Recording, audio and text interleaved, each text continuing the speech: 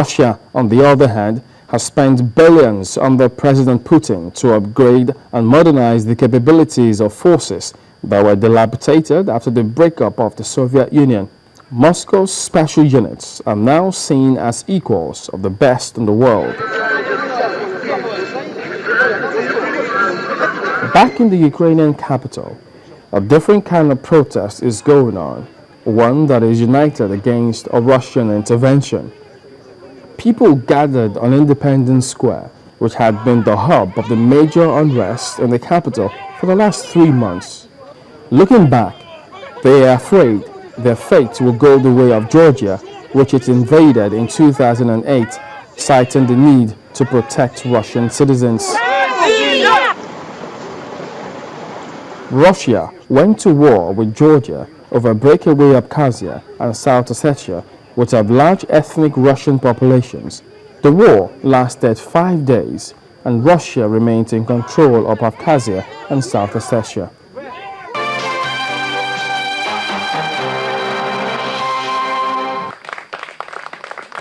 And in other news, but here in Nigeria, the Carrington Youth Fellowship Initiative recently held a closing ceremony for 15 young Nigerians with passion for change in their communities. The 15 are the 2013 set of sci-fi who've embarked on several impactful projects all year long.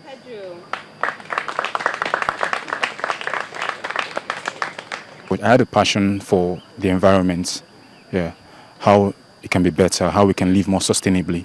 So I was looking for an opportunity for that, and sci-fi presented a perfect one. When we came into sci-fi, most of us didn't know anything about projects. So what we did was implement a project in Ilaje Bariga, which was the health initiative.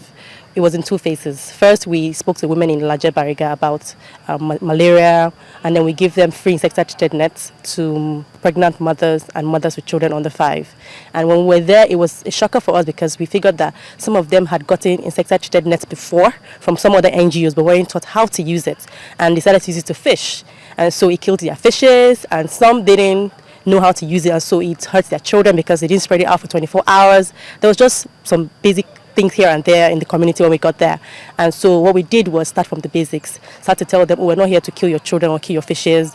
We're here from an NGO, and this is what we're doing. This is what sci-fi is. And so we spoke to the women, and then we give them free nets after our program. It was in 2 phases, actually. The Carrington Youth Fellowship Initiative aims to put into practice the ideals of former U.S. Ambassador Walter Carrington. Fellows are selected when they exhibit exceptional vision, skills, and experience. Then they're grouped into teams based on interest, and teams then develop and implement their own youth engagement project over the course of the year of the fellowship. They could be any project that pushes community service in the neighboring, just whether in Lagos or outside of Lagos. We tend to focus on civil liberties, health, vocational training. What else is there? Environmental protection and women empowerment. We don't tell the fellows to focus on any issue. These are all issues that were thought by young people. And the fellows who we selected, they thought, you know what, I think Nigeria can really use a project that focuses on health, really focus on project that promotes young women. So we don't tell them to come up with any project ideas or proposals. It's purely just all started out by the young people that we selected. The icing on the cake is that the 2013 set of fellows will be joining U.S. President Barack Obama in Washington later this year for the President's Young African Leaders Initiative.